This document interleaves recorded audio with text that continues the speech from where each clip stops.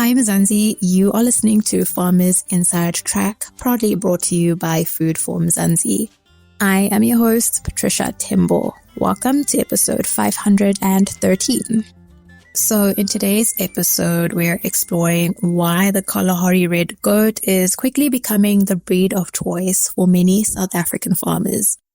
This episode is set to be both informative and practical as we welcome Leroy van der Merwe from Redstag Ranch in Limpopo.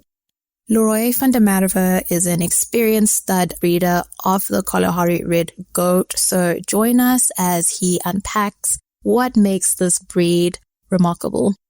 Leroy van der Merwe, welcome to Farmers Inside Track podcast. We're super excited to have you on today's episode. You are the founder of Redstag, but you were also an exhibitor at our Indaba this year and last year. So for any of our listeners who don't know who you are, maybe if you could share a little bit more about yourself and what Redstag is all about. Thanks a lot. Thanks again for the opportunity to speak to you today. Just a quick introduction. Me and my wife, Cindy, we run Redstag Ranch. We're based here outside of Lepalale in Limpopo.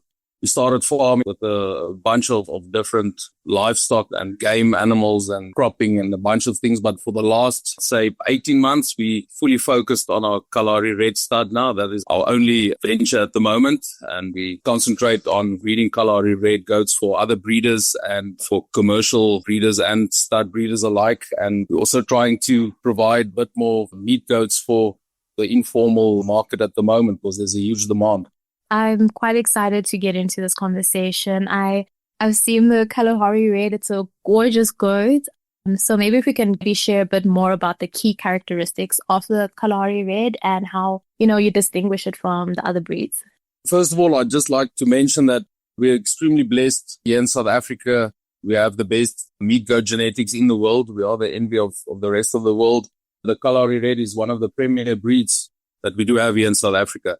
I think the main characteristic would be the distinctive red-brown color, which apart from painting a lovely picture in the felt, actually does have some practical advantages like providing camouflage against predators and also contributing to their heat tolerance, which keeps them productive in the harsh climates that we do have here in South Africa. Awesome. Literally designed for the environment. As you're saying, going more into the specific traits when we're looking at the Kalahari Reds, what makes this breed particularly suited for farming in the South African conditions? Maybe if you can focus more on meat production and things like drought resistance. Even, I'm not sure if this is something you look at with the Kalahari Red, but the average daily gain, the feed efficiency, all of that. First and foremost, it is a meat breed. So at the end of the day, that is what we need to provide to the market is carcasses with acceptable yield. So we need to breed functionally efficient animals that do put on meat and grow at an acceptable rate every day. So it's something that we measure and that obviously you need to constantly improve that. I don't think anyone will ever be happy. We're always chasing more gains and better yields and all of that. But I think the Kalahari Red, in my opinion, is well suited for that. I've been breeding with them for the last 5 years and I run a semi-intensive system where my ewes go out to the veld and they have to browse during the day there. And then I do provide them with a little bit of feed in the evening, but all of my young rams grow out in a type of a feedlot system. So it is important that you breed with something that has good gains and good feed conversion. And I think the Kalahari Red is well suited for that. And just a follow-up question, how do you measure then the feed conversion of the goats? If you maybe share a little bit more about that. I weigh my whole herd at least once a week, and then we measure out how much feed we put out specifically for the rams. And then every week we read those weights into our management software, and then that keeps track of the gains. It works the average daily gain out for us, and we go back and you can calculate the cost of the feed that you were feeding them, and that's the only way you can do it.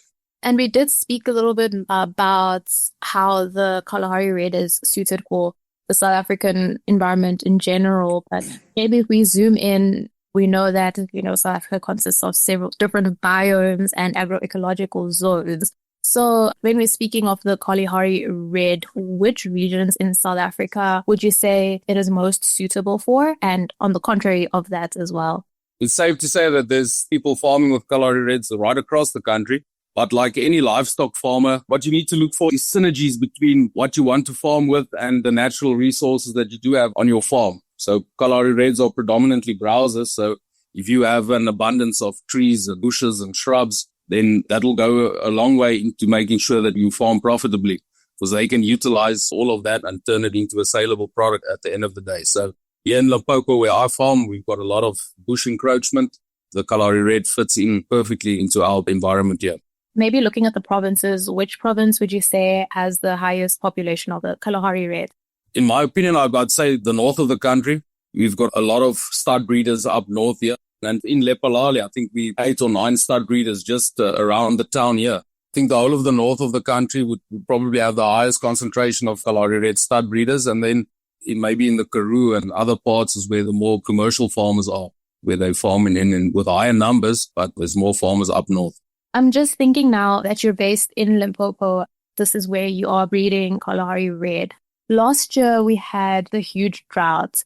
How did the Kalahari Red fare in those conditions? And maybe then how hardy the breed is? And if you can maybe expand a little bit more on the drought last year. I have to say we were lucky enough that we didn't really have a serious drought last year. We had above average rainfall here. So I can't really speak to that in my personal experience, but it is a hardy animal. It's a versatile, adaptable animal. But I think there's this misperception among a lot of people that goats thrive on rainwater and empty checkers bags, which is not the case. You still need to look after them. It's like any other thing you farm with, but it is a very adaptable breed. And because it utilizes leaves and weeds and everything, basically, it does do better than, let's say, sheep that would probably just graze more. Maybe looking more at the aspect of breeding, you are under an intensive system. So what are the key factors that you consider when you are selecting your goats for breeding? At the end of the day, fertility will always be the most important thing, because if your animals are unfertile, then the rest is irrelevant. So fertility and productivity is the most important. In an intensive system, you need lambing percentages north of 200%, and the same with the weaning percentages to make sure that you remain profitable. So fertility and productivity, and then obviously mothering ability and milk and all of those things are very important.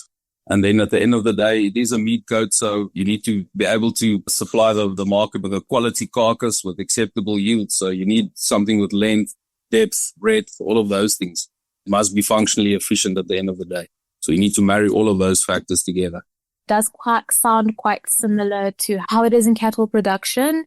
I'm just curious to know, for animals that are unproductive in this sense, would you go about culling them as well? Is that also a way to be intentional or selecting the animals? Is culling a practice that you do in terms of breeding or selective breeding? Yeah, no, definitely. There's no place for passengers here on the farm. You need to pay your rent. So yeah, if a ewe doesn't get pregnant within 2 tries, then she has to go, because obviously that's very heritable and she'll pass it over to her offspring, and then you will just make life difficult for yourself. So I would advise that you need to cull unproductive animals. It might not be nice in the short term, but in the long term, it's the only way to remain profitable. On the topic of money, when we're looking at the Kalahari Red's ability, as we spoke about adaptability and in terms of meat quality, all of that, how would you explain or discuss profitability of this breed? First and foremost, the stud breeders. So my main market is other breeders and commercial breeders. I need to deliver productive quality animals to my clients so that they can go on and produce meat for the market. At the moment, meat doesn't make up a huge part of my income, but I think that's going to need to change. I think we've got a lot of stud breeders at the moment, and we don't have enough goats to supply to the formal market. Most of the meat gets traded on the informal market. I think we need to push to grow the number of commercial farmers at the end of the day, because we can't have hundreds of stud breeders and no commercial farmers, and it's also not going to work. It's something that we have explored also on Food for Mzansi, and formalizing the goat meat market, and that already obviously plays a role into how you approach goat farming or breeding, stud breeding as well.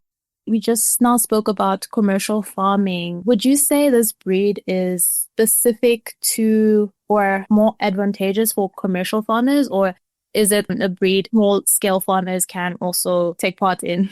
It's the perfect breed to use for crossbreeding, because I know a lot of the informal farmers or the people farming in the rural areas of the country, everyone has goats already. So it's the perfect goat to improve their meat quality. You get the hybrid V out of that. And because it's a solid red color, you get uniformity in the offspring. So then you don't have a smarty box farm at the end of the day. Everything looks uniform and nice. And you are focused more on the breeding side of the Kalahari Red goat production. If you could perhaps speak a little bit more on what that market looks like. Of supplying breeding stock to other farmers. We've been quite lucky that there's been huge interest in the breed over the last few years, and there's a lot of people starting to farm with Kalahari Reds now, so there's good demand for breeding stock at the moment. I think the prices that we've got on auction this year have reflected it. The average price for our stud ewes we put up on auction this year has been between 15 and 17,500 rand a stud ewe, which is very good money if you consider you can roughly keep 7 or 8 ewes on the same land that you'd keep one cow. If you go and do that calculation, it's quite profitable at the moment. So Leroy, the main focus of this conversation we're having is what makes the Kalahari Red a more viable goat breed. But I'm curious to know, because we've spoken about the positives, what challenges have you encountered, as a breeder with the specific breed? I don't think there's something specific to goat farming that makes it more challenging than any other farming. We have the same challenges as any other farmer.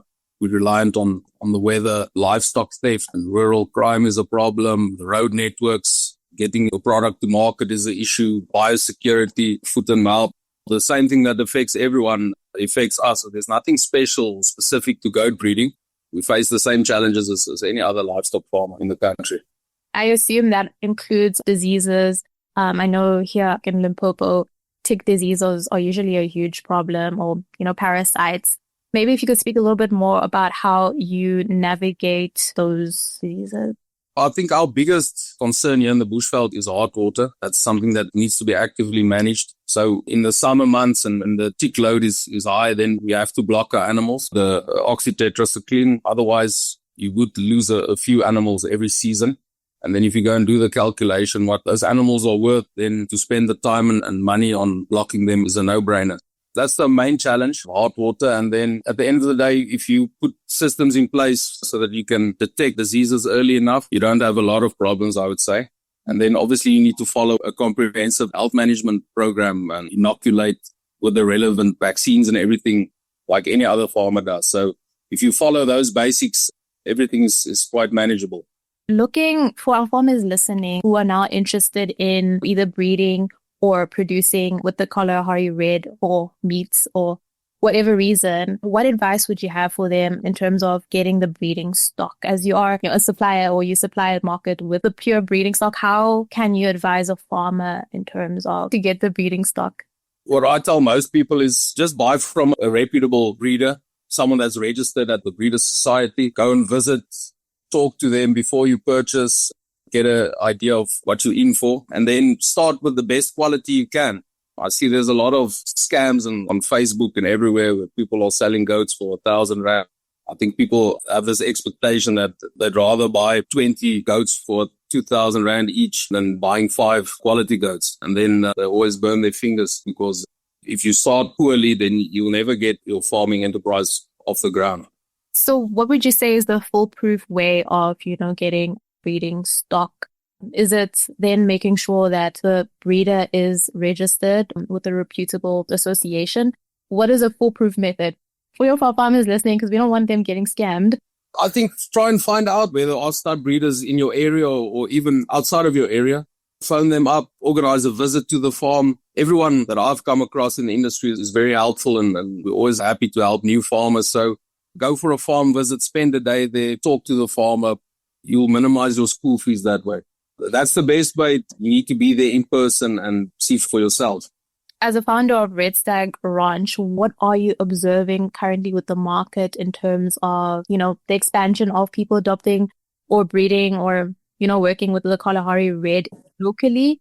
What are you seeing? What trends are you seeing currently in South Africa?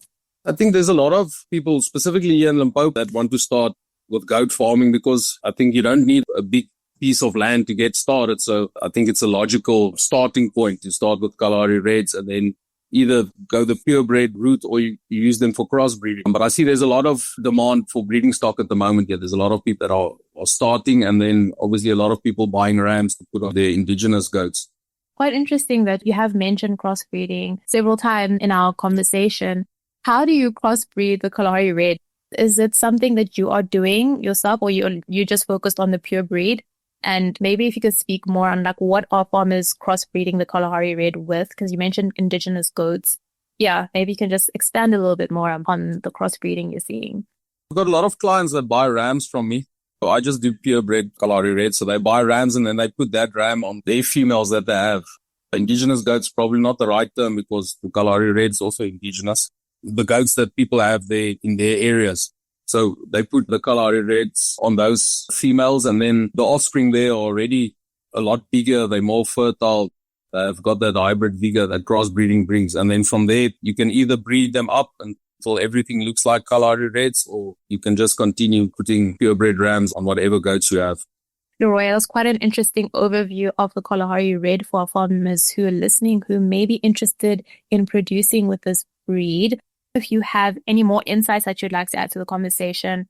I touched earlier on the global demand as well. There's a lot of demand from the rest of Africa and the Middle East for our genetics. So there's a huge opportunity there. Obviously, with foot and mouth and everything, it makes it a little bit more complicated now. But if you can sort that out, there's real potential for the export market. The great thing about the whole goat industry, it's still quite young, if I can put it that way. It's not as developed as the cattle industry or the sheep industry. We're still a ways behind there. So everyone has the opportunity to grow with the whole industry because there's not enough goats currently to supply meat to the formal market. There's still huge scope for growth within the industry. And I think that's quite exciting. If you get involved now, you'll have the ability to grow with the industry, and there'll be a lot of opportunities, I feel. And for our farmers listening, how can they get a hold of you or contact you for more information on Redstag Ranch and the work that you're doing? They can visit our Facebook page or our website. We've got a lot of handy information there and downloads and stuff people can have a look at. Our health management programs are on. So they can visit our website. They can contact me on 0822 103306. Send me a WhatsApp. I'm always happy to help new farmers start. Thank you so much to Leroy van der Merwe from Redstag Ranch. And if you'd like to know more information about this breed or the topic, you can read the article by visiting www.foodformzansi.co.za. And that brings us to the end of today's episode. Remember to subscribe to our podcast on your favorite platform.